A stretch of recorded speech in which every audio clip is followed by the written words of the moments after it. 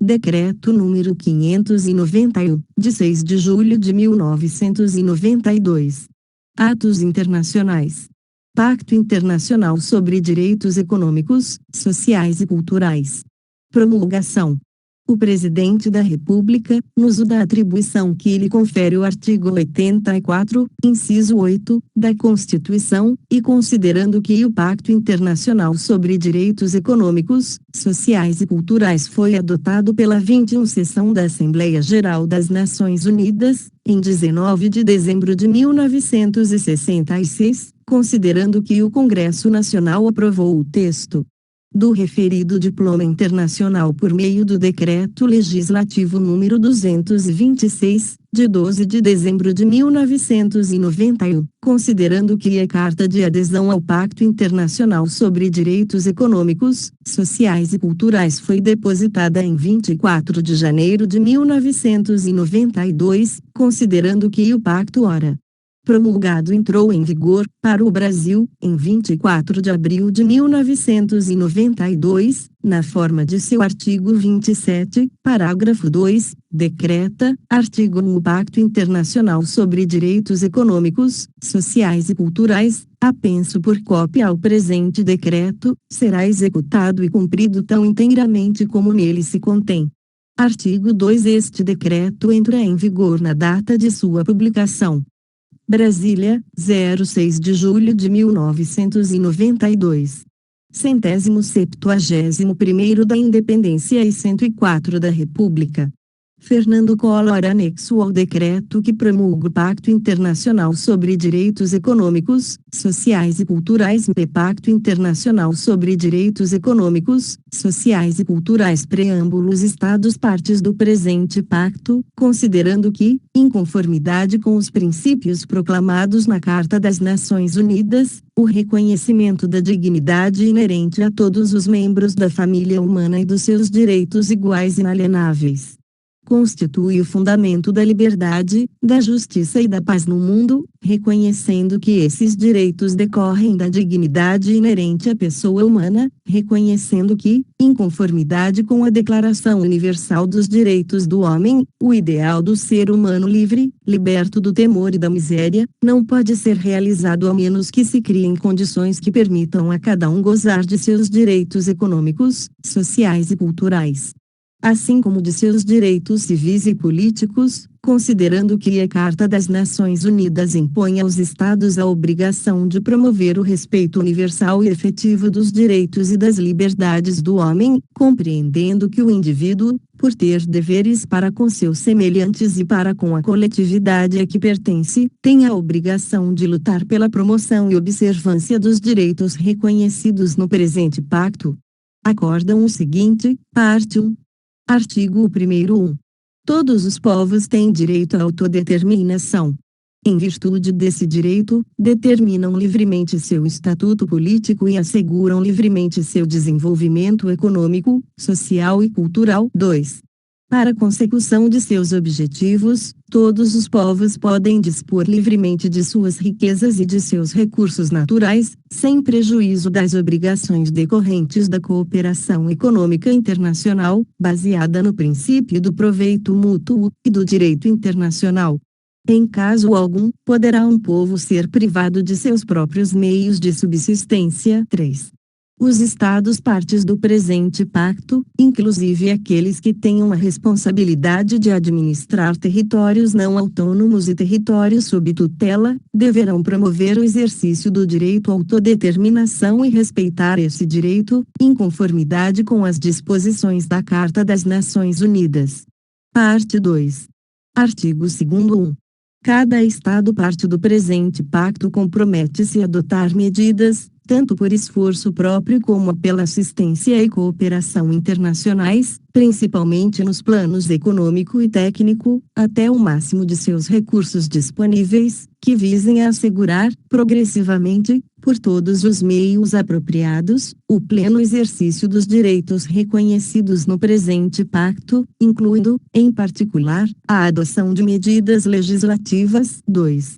Os Estados partes do presente pacto comprometem-se a garantir que os direitos nele enunciados se exercerão sem discriminação alguma por motivo de raça, cor, sexo, língua, religião, opinião política ou de outra natureza, origem nacional ou social, situação econômica, nascimento ou qualquer outra situação. 3.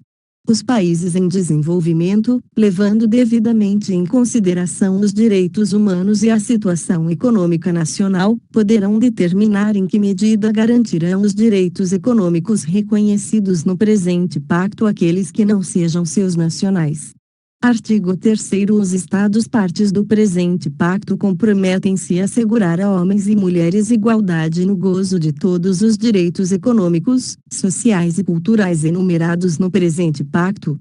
Artigo 4º. Os Estados partes do presente pacto reconhecem que, no exercício dos direitos assegurados em conformidade com o presente pacto pelo Estado, este poderá submeter tais direitos unicamente às limitações estabelecidas em lei, somente na medida compatível com a natureza desses direitos, exclusivamente com o objetivo de favorecer o bem-estar geral em uma sociedade democrática. Artigo 5º.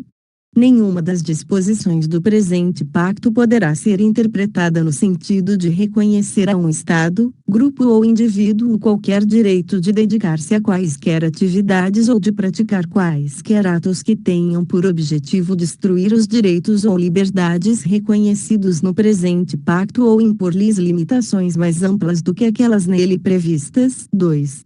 Não se admitirá qualquer restrição ou suspensão dos direitos humanos fundamentais reconhecidos ou vigentes em qualquer país em virtude de leis, convenções, regulamentos ou costumes, sob pretexto de que o presente pacto não os reconheça ou os reconheça em menor grau. Parte 3. Artigo 6º. Os Estados partes do presente pacto reconhecem o direito ao trabalho, que compreende o direito de toda pessoa de ter a possibilidade de ganhar a vida mediante um trabalho livremente escolhido ou aceito, e tomarão medidas apropriadas para salvaguardar esse direito. 2. As medidas que cada Estado parte do presente pacto tomará a fim de assegurar o pleno exercício desse direito deverão incluir a orientação e a formação técnica e profissional, a elaboração de programas, normas e técnicas apropriadas para assegurar um desenvolvimento econômico, social e cultural constante e o pleno emprego produtivo em condições que salvaguardem aos indivíduos o gozo das liberdades políticas e econômicas fundamentais.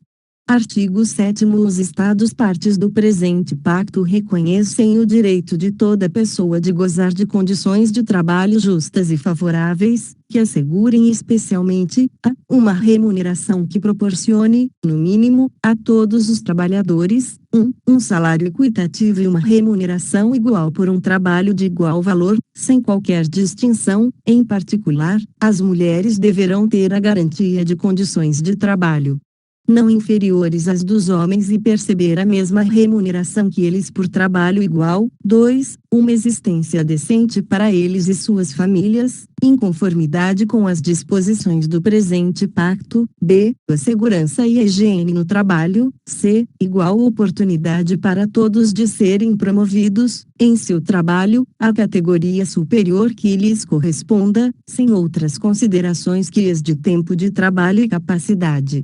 D. O descanso, o lazer, a limitação razoável das horas de trabalho e férias periódicas remuneradas, assim como a remuneração dos feridos. Artigo 8º. Os Estados partes do presente pacto comprometem-se a garantir, a, o direito de toda pessoa de fundar com outras, sindicatos e de filiar-se ao sindicato de sua escolha, sujeitando-se unicamente aos estatutos da organização interessada, com o objetivo de promover e de proteger seus interesses econômicos e sociais. O exercício desse direito só poderá ser objeto das restrições previstas em lei e que sejam necessárias, em uma sociedade democrática, no interesse da segurança nacional ou da ordem pública, ou para proteger os direitos e as liberdades alheias. B. O direito dos sindicatos de formar federações ou confederações nacionais e o direito destas de formar organizações sindicais internacionais ou de filiar-se às mesmas. C. O direito dos sindicatos de exercer livremente suas atividades, sem quaisquer limitações além daquelas previstas em lei e que sejam necessárias, em uma sociedade democrática, no interesse da segurança nacional ou da ordem pública, ou para proteger os direitos e as liberdades das demais pessoas. D. O direito de greve, exercido de conformidade com as leis de cada país. 2. O presente artigo não impedirá que se submeta a restrições legais o exercício desses direitos pelos membros das Forças Armadas, da política ou da administração pública. 3. Nenhuma das disposições do presente artigo permitirá que os Estados partes da Convenção de 1948 da Organização Internacional do Trabalho, relativa à liberdade sindical e à proteção do direito sindical, venham adotar medidas legislativas que restringam ou aplicar a lei de maneira a restringir as garantias previstas na referida Convenção. Artigo 9. Os Estados partes do presente pacto reconhecem o direito de toda pessoa à previdência social, inclusive ao seguro social. Artigo 10. Os Estados partes do presente pacto reconhecem que 1. Deve-se conceder à família, que é o elemento natural e fundamental da sociedade, as mais amplas proteção e assistência possíveis, especialmente para a sua constituição enquanto ela for responsável pela criação e educação dos filhos. O matrimônio deve ser contraído com o livre consentimento dos futuros cônjuges. 2. Deve-se conceder proteção especial às mães por um período de tempo razoável antes e depois do parto. Durante esse período, deve-se conceder às mães que trabalham licença remunerada ou licença acompanhada de benefícios previdenciários adequados. 3. Devem-se adotar medidas especiais de proteção e de assistência em prol de todas as crianças e adolescentes, sem distinção alguma por motivo de filiação ou qualquer outra condição. Devem-se proteger as crianças e adolescentes contra a exploração econômica e social. O emprego de crianças e adolescentes em trabalhos que lhes sejam nocivos à moral e à saúde ou que lhes façam correr perigo de vida, ou ainda que eles venham a prejudicar o desenvolvimento normal, será punido por lei. Os Estados devem também estabelecer limites de idade sob os quais fique proibido e punido por lei o emprego assalariado da mão de obra infantil. Artigo 11. 1. Os Estados partes do presente pacto reconhecem o direito de toda pessoa a um nível de vida adequado para si próprio e sua família, inclusive alimentação, vestimenta e moradia adequadas, assim como a uma melhoria contínua de suas condições de vida. Os Estados partes tomarão medidas apropriadas para assegurar a consecução desse direito, reconhecendo, nesse sentido, a importância essencial da cooperação internacional fundada no livre consentimento. 2. Os Estados partes do presente pacto, reconhecendo o direito fundamental de toda pessoa de estar protegida contra a fome, adotarão, individualmente e mediante cooperação internacional, as medidas, inclusive programas concretos, que se façam necessárias para a. Melhorar os métodos de produção, conservação e distribuição de gêneros alimentícios pela plena utilização dos conhecimentos técnicos e científicos, pela difusão de princípios de educação nutricional e pelo aperfeiçoamento ou reforma dos regimes agrários, de maneira que se assegurem a exploração e a utilização mais eficazes dos recursos naturais. B. Assegurar uma repartição equitativa dos recursos alimentícios mundiais em relação às necessidades, levando-se em conta os problemas tanto dos países importadores quanto dos exportadores de gêneros alimentícios. Artigo 12. 1. Os Estados partes do presente pacto reconhecem o direito de toda pessoa de desfrutar o mais elevado nível possível de saúde física e mental. 2. As medidas que os Estados partes do presente pacto deverão adotar com o fim de assegurar o pleno exercício desse direito incluirão as medidas que se façam necessárias para assegurar a diminuição da mortinatalidade e da mortalidade infantil, bem como o desenvolvimento são das crianças. B. A melhoria de todos os aspectos de higiene do trabalho e do meio ambiente. C. A prevenção e o tratamento das doenças epidêmicas, endêmicas, profissionais e outras, bem como a luta contra essas doenças. d. A criação de condições que assegurem a todos assistência médica e serviços médicos em caso de enfermidade. Artigo 13. 1. Os Estados partes do presente pacto reconhecem o direito de toda pessoa à educação. Concordam em que a educação deverá visar ao pleno desenvolvimento da personalidade humana e do sentido de sua dignidade e fortalecer o respeito pelos direitos humanos e liberdades fundamentais. Concordam ainda em que a educação deverá capacitar todas as pessoas a participar efetivamente de uma sociedade livre, favorecer a compreensão, a tolerância e a amizade entre todas as nações e entre todos os grupos raciais, étnicos ou religiosos e promover as atividades das Nações Unidas em prol da manutenção da paz. 2.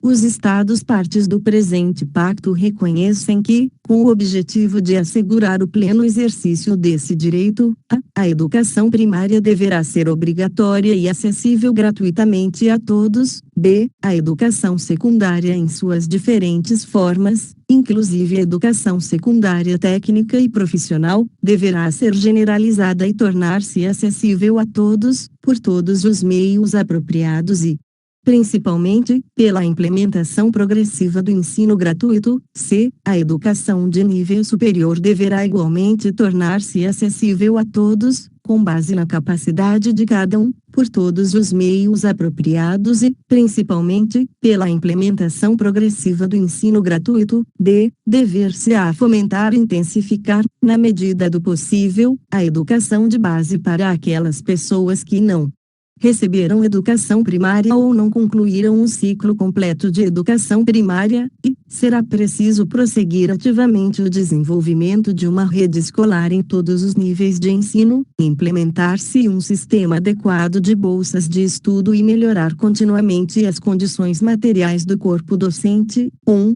Os Estados partes do presente pacto comprometem-se a respeitar a liberdade dos pais e, quando for o caso, dos tutores legais de escolher para seus filhos escolas distintas daquelas criadas pelas autoridades públicas, sempre que atendam aos padrões mínimos de ensino prescritos ou aprovados pelo Estado, e de fazer com que seus filhos venham a receber educação religiosa ou moral que esteja de acordo com suas próprias convicções. 2. Nenhuma das disposições do presente artigo poderá ser interpretada no sentido de restringir a liberdade de indivíduos e de entidades de criar e dirigir instituições de ensino, desde que respeitados os princípios enunciados no parágrafo 1 do presente artigo e que essas instituições observem os padrões mínimos prescritos pelo Estado.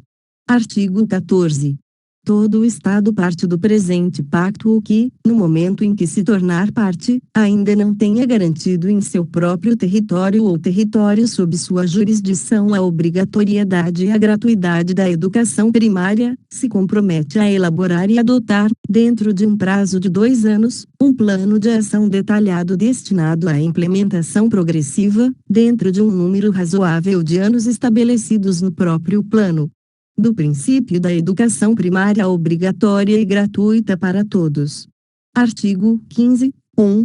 Os Estados partes do presente pacto reconhecem a cada indivíduo o direito de a. Participar da vida cultural, b. Desfrutar o progresso científico e suas aplicações, c. Beneficiar-se da proteção dos interesses morais e materiais decorrentes de toda a produção científica, literária ou artística de que seja autor. 2.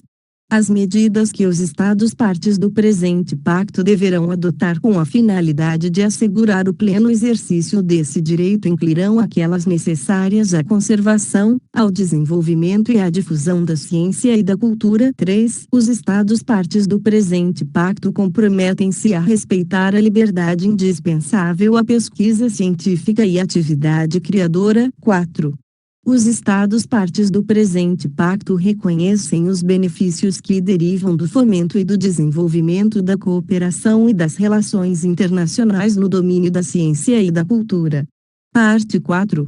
Artigo 16. 1. Os Estados partes do presente pacto comprometem-se a apresentar, de acordo com as disposições da presente parte do pacto, relatórios sobre as medidas que tenham adotado e sobre o progresso realizado com o objetivo de assegurar a observância dos direitos reconhecidos no pacto. 2.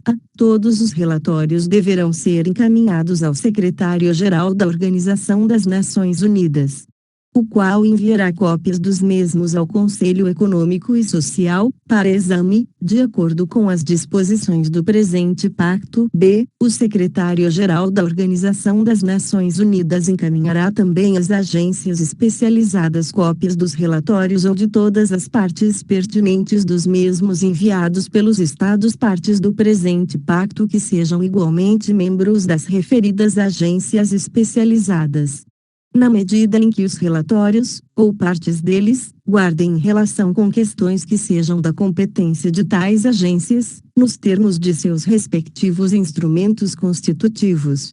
Artigo 17. 1. Os Estados partes do presente pacto apresentarão seus relatórios por etapas, segundo um programa a ser estabelecido pelo Conselho Econômico e Social no prazo de 1 ano a contar da data da entrada em vigor do presente pacto, após consulta aos Estados partes e às agências especializadas interessadas. 2. Os relatórios poderão indicar os fatores e as dificuldades que prejudiquem o pleno cumprimento das obrigações previstas no presente pacto. 3. Caso as informações pertinentes já tenham sido encaminhadas à Organização das Nações Unidas ou a uma agência especializada por um Estado parte, não será necessário reproduzir as referidas informações, sendo suficiente uma referência precisa às mesmas. Artigo 18. Em virtude das responsabilidades que lhes são conferidas pela Carta das Nações Unidas no domínio dos direitos humanos e das liberdades fundamentais, o Conselho Econômico e Social poderá concluir acordos com as agências especializadas sobre a apresentação, por estas, de relatórios relativos aos progressos realizados quanto ao cumprimento das disposições do presente pacto que correspondam ao seu campo de atividades. Os relatórios poderão incluir dados sobre as decisões e recomendações referentes ao cumprimento das disposições do presente pacto adotadas pelos órgãos competentes das agências especializadas. Artigo 19. O Conselho Econômico e Social poderá encaminhar à Comissão de Direitos Humanos, para fins de estudo e de recomendação de ordem geral, ou para informação, caso julgue apropriado, os relatórios concernentes aos direitos humanos que apresentarem os Estados nos termos dos artigos 16 e 17 e aqueles concernentes aos direitos humanos que apresentarem as agências especializadas nos termos do artigo 18. Artigo 20. Os Estados partes do presente pacto e as agências especializadas interessadas poderão encaminhar ao Conselho Econômico e Social comentários sobre qualquer recomendação de ordem geral feita em virtude do artigo 19 ou sobre qualquer referência a uma recomendação de ordem geral que venha a constar de relatório da Comissão de Direitos Humanos ou de qualquer documento mencionado no referido relatório. Artigo 21. O Conselho Econômico e Social poderá apresentar ocasionalmente à Assembleia Geral relatórios que contenham recomendações de caráter geral bem como o resumo das informações recebidas dos Estados partes do presente pacto e das agências especializadas sobre as medidas adotadas e o progresso realizado com a finalidade de assegurar a observância geral dos direitos reconhecidos no presente pacto. Artigo 22. O Conselho Econômico e Social poderá levar ao conhecimento de outros órgãos da Organização das Nações Unidas, de seus órgãos subsidiários e das agências especializadas interessadas, às quais incumba a prestação de assistência técnica, quaisquer questões suscitadas nos relatórios mencionados nesta parte do presente pacto que possam ajudar essas entidades a pronunciar-se, cada uma dentro de sua esfera de competência, sobre a conveniência de medidas internacionais que possam contribuir para a implementação efetiva e progressiva do presente pacto. Artigo 23.